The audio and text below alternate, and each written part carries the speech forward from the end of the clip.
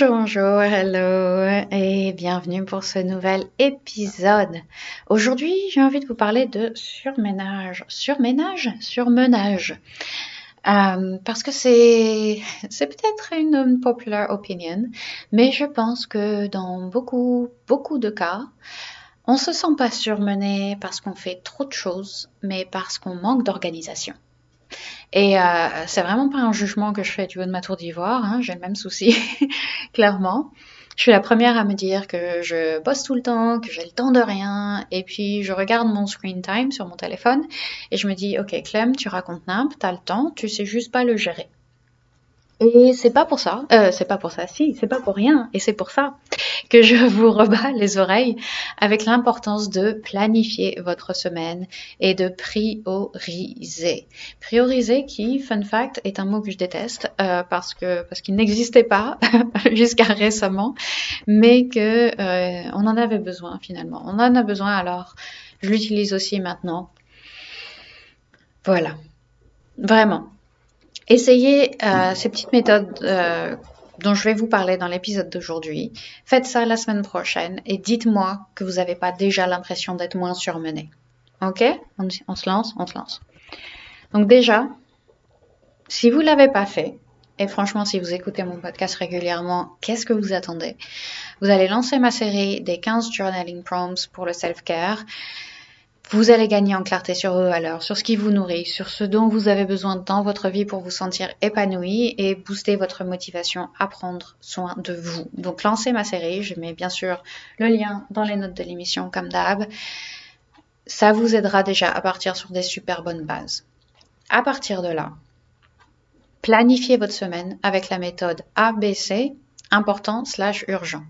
Donc chaque jour, on va se donner pour la semaine prochaine une seule tâche A. Les tâches A, ce sont les tâches qui sont importantes et urgentes, les choses à faire absolument aujourd'hui. Donc par exemple pour moi, le lundi, ma tâche A, ça va être de répondre à mes clients, de répondre aux check-in de mes clients qui se sont faits pendant le week-end. Tous les week-ends, ils répondent à quelques questions pour planifier leur semaine, justement, pour faire le point sur la semaine d'avant, pour voir s'il y a des choses à modifier dans leur routine, etc., le genre d'obstacles qu'ils vont rencontrer. Et moi, le lundi, mon travail, c'est de leur répondre et de m'assurer que voilà, ils sont bien, bien pour leur semaine sera bien lancée, elle se passera bien parce que tout est clean. Donc c'est ma tâche A. C'est important et c'est urgent. Et je ne peux pas la faire un autre jour. Ensuite, toujours chaque jour, vous avez votre tâche A, une seule, parce que voilà, sinon c'est trop overwhelming. Voilà, une seule tâche A. 2 tâches B maximum. Les tâches B, c'est important mais pas urgent. C'est des choses qui sont importantes mais qui sont pas urgentes tout simplement. Que c'est pas la fin du monde si on les fait pas aujourd'hui, mais c'est quand même super important, ça nous fait avancer dans la bonne direction. Donc pour moi, ça va être de planifier tous mes cours de la semaine, par exemple, puisque en général je donne pas cours le lundi, ça m'arrive, mais voilà, c'est quelque chose que je peux faire à la limite le mardi matin. C'est important parce qu'il faut bien que je planifie mes cours. Mais ça peut attendre encore un jour. Ou bien écrire ma newsletter. Voilà. Planifier mes posts sur Instagram. Voilà. Des tâches qui sont importantes, qui vont faire avancer Yoga with Clem dans le bon sens, mais qui ne sont pas urgentes. Et des tâches C, en bonus, des tâches qui sont ni importantes ni urgentes, des choses que c'est bien de les faire, ce sera bien. Par exemple, enregistrer plein de podcasts en avance pour que comme ça, je me sente pas pressée par le temps. Voilà, je sais qu'il s'écoule naturellement au fil des semaines. Voilà, c'est préparer un peu l'avenir, me donner un peu d'espace pour la suite. Des choses que je vais faire si j'ai encore un peu de temps, une fois que j'ai terminé mes tâches A et mes tâches B. Voilà, et on fait ça pour tous les jours de la semaine. Ensuite, on utilise Google, je crois qu'en français c'est Google Agenda, Google Calendar, peu importe, un n'importe quel agenda, ça fonctionnera. Mais en gros, j'aimerais que vous vous bloquiez des heures de productivité, des créneaux de maximum 1h30, où vous allez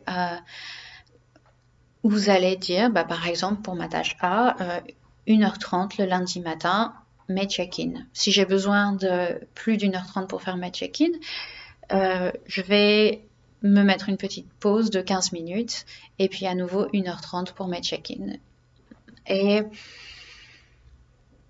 la chose qui est vraiment importante ici, c'est de mettre les choses dans votre calendrier. Vos tâches A, vos tâches B, vos tâches C.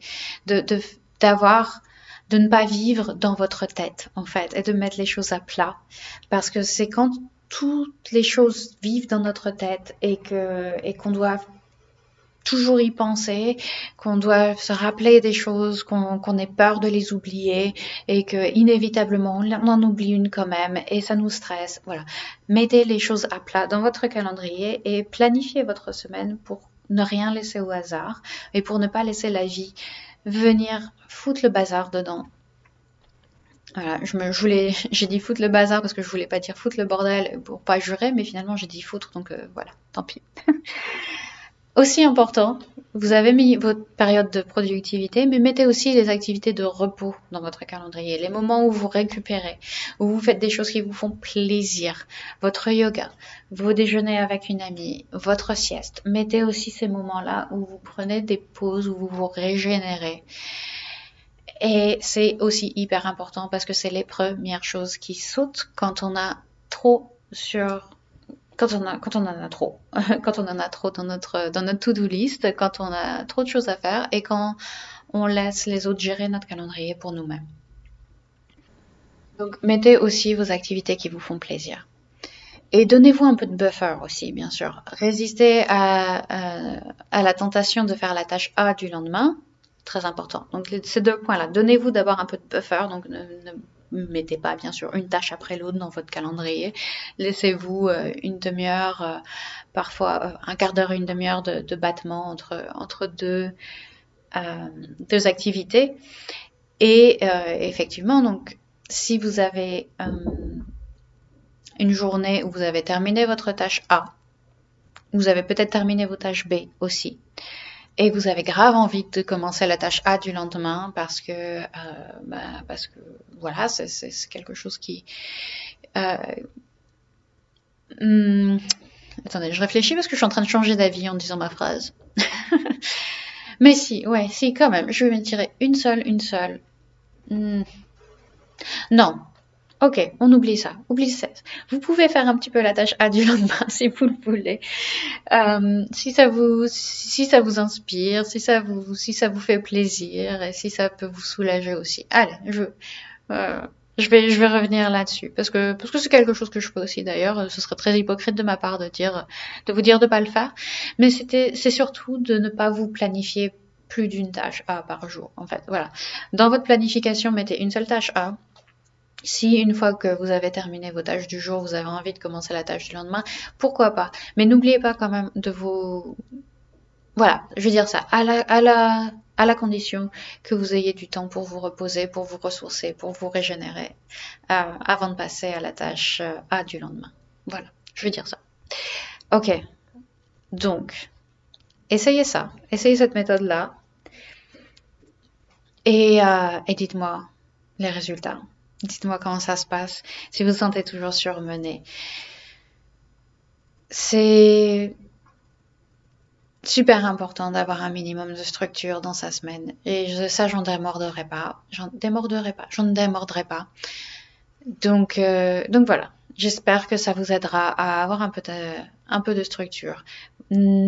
C'est pas grave si vous n'appliquez pas tout ça à la lettre, mais au moins ça peut vous donner un peu d'inspiration pour jeter un œil à votre calendrier, à votre agenda, voir un peu ce que vous y trouvez. Parce que si vous n'y trouvez rien, ça m'étonne pas que vous soyez surmené, que vous ne voyez pas de... que si vous vivez dans votre tête, en gros, ça m'étonne pas que vous ayez l'impression que tout est overwhelming.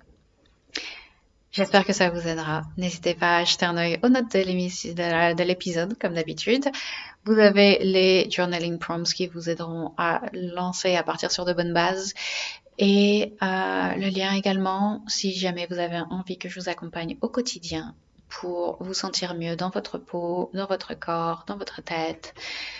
Je vous embrasse fort. À très bientôt. Bye bye.